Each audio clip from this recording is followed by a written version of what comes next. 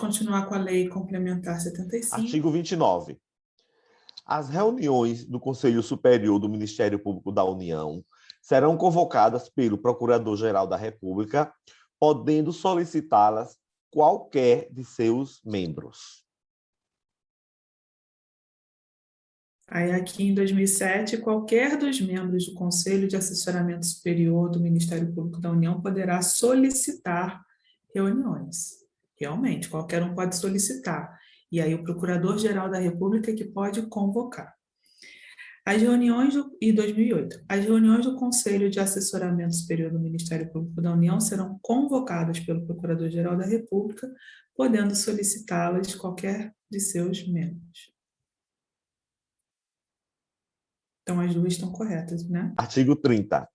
O Conselho de Assessoramento Superior do Ministério Público da União deverá opinar sobre as matérias de interesse geral da instituição e, em especial, sobre 1. Projetos de lei de interesse comum do Ministério Público da União, neles instituídos. A. Os que visem a alterar as normas gerais da Lei Orgânica do Ministério Público da União. B. A proposta de orçamento do Ministério Público da União. C. Os que proponham a fixação dos vencimentos nas carreiras e nos serviços auxiliares. 2. A organização e o funcionamento da Diretoria Geral e dos serviços da Secretaria do Ministério Público da União. Então, lembrando que antes da proposta de orçamento ser enviada para o Executivo, precisa passar pelo Conselho de Assessoramento Superior do Ministério Público da União, né? Então, 2008. O Conselho de Assessoramento Superior do Ministério Público da União deverá opinar, dentre outras matérias, sobre a organização e o funcionamento da Diretoria Geral e dos serviços da Secretaria do Ministério Público da União. Sim. O Conselho de Assessoramento Superior do Ministério Público da União deverá opinar, dentre outras matérias, sobre a organização e o funcionamento da Diretoria Geral e dos serviços da Secretaria do Ministério Público da União. Aqui, realmente, a mesma questão. E aí, a gente vê que 2007 e 2008, eles foram muito letra de lei, né? Depois mudou bastante o perfil. Artigo 31. O Conselho de Assessoramento Superior poderá propor aos conselhos superiores dos diferentes ramos do Ministério Público da União medidas para uniformizar os atos decorrentes de seu poder normativo. Porque nós sabemos que o Ministério Público da União, Maria, ele é composto do Ministério Público Federal, do Ministério Público do Trabalho, do Ministério Público Militar e do Ministério Público do Distrito Federal e Territórios. E, obviamente, cada um desses ministérios, eles possuem procedimentos próprios, específicos, até por conta dos ramos em que eles atuam. E aí, incumbe ao Conselho de Assessoramento Superior propor que cada um desses conselhos, né, tente uniformizar os atos decorrentes do seu poder normativo. Nunca esqueça essa palavra. Atos do seu poder normativo, que não é para não haver uma ingerência, nenhuma interferência na autonomia funcional dos membros do Ministério Público, tá? Então, repetindo, ó, o Conselho de Assessoramento Superior poderá propor aos conselhos superiores dos diferentes ramos do Ministério Público da União medidas para uniformizar os atos decorrentes do seu poder normativo. Então, e aí, em 2007, foi a questão copiando o artigo 31, só acrescentou aqui para reforçar o Conselho de Assessoramento Superior do Ministério Público da União. Capítulo 10, das carreiras. Artigo 32. As carreiras dos diferentes ramos do Ministério Público da União são independentes entre si, tendo cada uma delas organização própria na forma desta lei complementar. Artigo 33. As funções do Ministério Público da União só podem ser exercidas por integrantes da respectiva carreira, que deverão residir onde estiverem lotados. Artigo 34. A lei estabelecerá o número de cargos das carreiras do Ministério Público da União e os ofícios em que serão exercidas suas funções. Artigo 35. A Secretaria do Ministério Público da União é dirigida pelo seu diretor-geral, de livre escolha do Procurador-Geral da República e demissível ad nutum, incumbindo-lhe os serviços auxiliares de apoio técnico e administrativo à instituição. Esse diretor-geral, Maria, tal qual ocorre nos tribunais regionais do trabalho, ele, via de regra, é um servidor de carreira, pode não sê-lo, tá? Porque é um cargo de uma função de direção, né? Então pode até não ser servidor de carreira, e aí ele é nomeado para exercer exatamente a função de dirigir a instituição. Como aqui é o diretor-geral do Ministério Público do Trabalho, perdão, do Ministério Público da União, ele vai dirigir o Ministério Público da União, motivo pelo qual a livre escolha incumbe ao Procurador-Geral da República, né, que é o chefe da instituição, e essa demissão é ad nutum. Qual a incumbência dele? É exatamente dar o apoio administrativo e técnico a toda a instituição. Artigo 36. O pessoal dos serviços auxiliares será organizado em quadro próprio de carreira, sob regime estatutário, para apoio técnico administrativo adequado às atividades respectivas da instituição. Esse pessoal de serviço auxiliar, ele é regido pela Lei Orgânica 8.112/90, que é a Lei Orgânica dos Servidores Públicos na Esfera da União. Título 2, dos ramos do Ministério Público da União.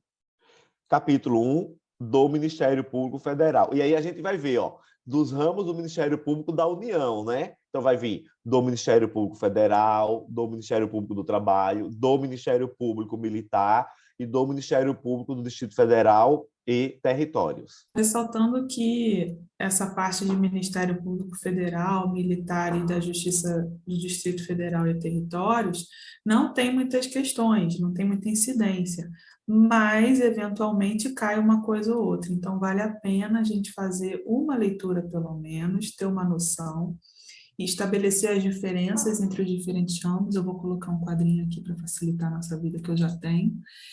E, né, para não dizer que a gente não leu.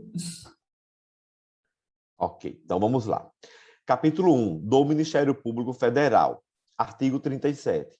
O Ministério Público Federal exercerá as suas funções: 1. Nas causas de competência do Supremo Tribunal Federal, do Superior Tribunal de Justiça, dos Tribunais Regionais Federais e dos Juízes Federais, e dos Tribunais e Juízes Eleitorais. 2. Nas causas de competência de quaisquer juízes e tribunais para a defesa de direitos e interesses dos índios e das populações indígenas, do meio ambiente, de bens e direitos de valor artístico, estético, histórico, turístico e paisagístico, integrantes do patrimônio nacional. Essa aqui já caiu uma questão, porque como o 37 fala especificamente dos indígenas, aqui no inciso 2, a questão cobrava que em relações de trabalho indígena, do indígena, aí é Ministério Público do Trabalho que atua em conjunto, atuação coordenada, né? Parágrafo único. O Ministério Público Federal será parte legítima para interpor recurso extraordinário das decisões da Justiça dos Estados nas representações de inconstitucionalidade. Artigo 38. São funções institucionais do Ministério Público Federal as previstas nos capítulos 1, 2, 3 e 4 do título 1, incumbindo-lhe especialmente 1. Instaurar inquérito civil e outros procedimentos administrativos correlatos. 2. Requisitar diligências investigatórias e instauração de inquérito policial, podendo acompanhá-los e apresentar provas. 3. Requisitar à autoridade competente a instauração de procedimentos administrativos, ressalvados os de natureza disciplinar, podendo acompanhá-los e produzir provas. 4. Exercer o controle externo da atividade das polícias federais na forma do artigo 9º. 5. Participar dos conselhos penitenciários. 6. Integrar os órgãos colegiados previstos no parágrafo 2º do artigo 6º, quando componentes da estrutura administrativa da União. 7. Fiscalizar a execução de pena nos processos de competência da Justiça Federal e da Justiça Eleitoral. Então, aqui vale ressaltar aquela dúvida que a gente tinha ficado do controle externo da atividade policial federal, né, que aí é a competência do MPF, MPT não tem nada a ver com isso, e também comentar da legitimidade para recorrer em ADI. Isso pode vir, por exemplo, uma questão de constitucional. Artigo 39. Cabe ao Ministério Público Federal exercer a defesa dos direitos constitucionais do cidadão, sempre que se cuidar de garantir-lhes o respeito. 1. Pelos poderes públicos federais. 2. Pelos órgãos da administração pública federal, direta ou indireta. 3. Pelos concessionários e permissionários do Serviço Público Federal. E 4. Por entidades que exerçam outra função delegada da União. Artigo 40. O Procurador-Geral da República designará, dentre os subprocuradores gerais da República, e mediante prévia aprovação do nome pelo Conselho Superior, o Procurador-Geral, o Procurador Federal dos Direitos do Cidadão, para exercer as funções de ofício pelo prazo de 2 anos, permitida uma recondução, precedida de nova decisão do Conselho Superior. Veja, Maria, aqui, só para a gente enfatizar, que o Procurador-Geral da República, ele é nomeado pelo presidente da República, o seu nome é sabatinado pelo STF e é permitida a recondução. E nessa recondução, precisa de novamente sabatina, não pelo STF, como eu disse, e sim pelo Senado Federal. Parágrafo 1º. Sempre que possível, o procurador não acumulará o exercício de suas funções com outras do Ministério Público Federal. Parágrafo 2º. O procurador somente será dispensado antes do termo de sua investidura por iniciativa do Procurador-Geral da República, anuindo a maioria absoluta do Conselho Superior. Artigo 41. Em cada estado e no Distrito Federal será designado, na forma do artigo 49, inciso 3, órgão do Ministério Público Federal para exercer as funções do ofício de Procurador-Geral dos Direitos do Cidadão. Parágrafo único. O Procurador-Geral dos Direitos do Cidadão expedirá instruções para o exercício das funções dos ofícios de Procurador dos Direitos do Cidadão, respeitado o princípio da independência funcional. Artigo 42. A execução da medida prevista no artigo 14 incumbe ao Procurador Federal dos Direitos do Cidadão. Artigo 43. São órgãos do Ministério Público Federal o Procurador-Geral da República, e aqui a gente já sabe que é o chefe, né? Além de ser chefe do Ministério Público da União, o Procurador-Geral da República também o é do Ministério Público Federal. 2. O Conselho de Procuradores da República. 3. O Conselho Superior do Ministério Público Federal. 4. As câmaras de coordenação e revisão do Ministério Público Federal. 5. A Corregedoria do Ministério Público Federal. 6. Os subprocuradores gerais da República. 7. Os procuradores regionais da República. 8. Os procuradores da República. Parágrafo único. As câmaras de coordenação e revisão poderão funcionar isoladas ou reunidas, integrando o Conselho Institucional, conforme dispuser o seu regimento. Artigo 44. A carreira do Ministério Público Federal é constituída pelos cargos de Subprocurador-Geral da República e Procurador da República. Parágrafo único. O cargo inicial de carreira é o de Procurador da República e o de último nível, o de Subprocurador-Geral da República. Artigo 45. O Procurador-Geral da República é o chefe do Ministério Público Federal. Ó, lembra? Acabei de falar lá em cima. O Procurador-Geral da República, o PGR, além de ele ser o chefe do Ministério Público da União, enquanto investido como PGR, ele também é o chefe do Ministério Público Federal. E aí essa questão de ele ser chefe do Ministério Público Federal foste tu quem me alertaste, que eu não sabia. Artigo 46. Incumbe ao Procurador-Geral da República exercer as funções do Ministério Público junto ao Supremo Tribunal Federal, manifestando-se previamente em todos os processos de sua competência. Sobre esse artigo 46, Maria Caput, eu já vi uma questão em direito constitucional. Exatamente. Por quê? Porque as ações constitucionais, né, envolvem o Ministério Público Federal. Exato. Parágrafo único. O Procurador-Geral da República proporá perante o STF a ação direta de inconstitucionalidade de lei ou de ato normativo federal ou estadual e o respectivo pedido de medida cautelar.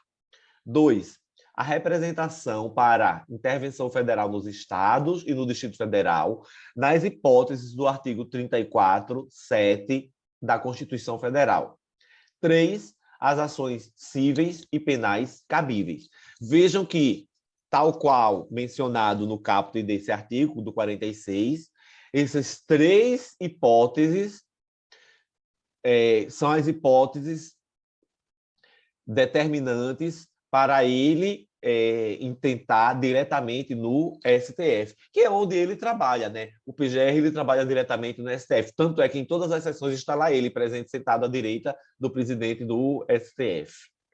E aí esse inciso 2 fala da ADI interventiva, né, que é uma legitimidade específica do Ministério Público. Artigo 47. O Procurador-Geral da República designará os subprocuradores-gerais da República que exercerão, por delegação, suas funções junto aos diferentes órgãos jurisdicionais do STF. Parágrafo 1º. As funções do Ministério Público Federal junto aos tribunais superiores da União, perante os quais lhe compete atuar, somente poderão ser exercidas por titular de cargo de subprocurador-geral da República. Parágrafo 2º. Em caso de vaga ou afastamento do subprocurador-geral da República por prazo superior a 30 dias, poderá ser convocado o procurador regional da República para substituição, pelo voto da maioria do Conselho Superior. Parágrafo 3º. O Procurador-Geral da República convocado receberá a diferença de vencimento correspondente ao cargo de Subprocurador-Geral da República, inclusive diárias e transporte, se for o caso. Artigo 48. Incumbe ao Procurador-Geral da República propor perante o STJ 1. A representação para a intervenção federal nos estados e no Distrito Federal, no caso de recusa à execução de lei federal. 2. A ação penal nos casos previstos no artigo 105, 1A da Constituição Federal. Veja, Maria, que lá perante o STF, o Procurador-Geral da República ele vai intentar a representação para a intervenção federal nos estados do Distrito Federal nos termos do inciso 7, lá do artigo da Constituição que fala de intervenção. No STJ, ele propõe a apresentação de intervenção no caso de recusa à execução de lei federal. Por quê? Porque no STJ, o guardião de lei federal, a Constituição o STF é o guardião da Constituição Federal e o STJ de lei federal. Ora, se o STF é guardião da Constituição Federal, a representação de intervenção federal nos estados e no Distrito Federal, efetuada pelo PGR lá no STF, é quando atenta a alguma questão lá constitucional. Se é para execução, né, no caso de recurso à execução de lei federal, essa ação interventiva de representação do Procurador-Geral da República é perante o STJ. Isso aqui faz você ganhar questões preciosas. Parágrafo único. A competência prevista nesse artigo poderá ser delegada a Subprocurador-Geral da República.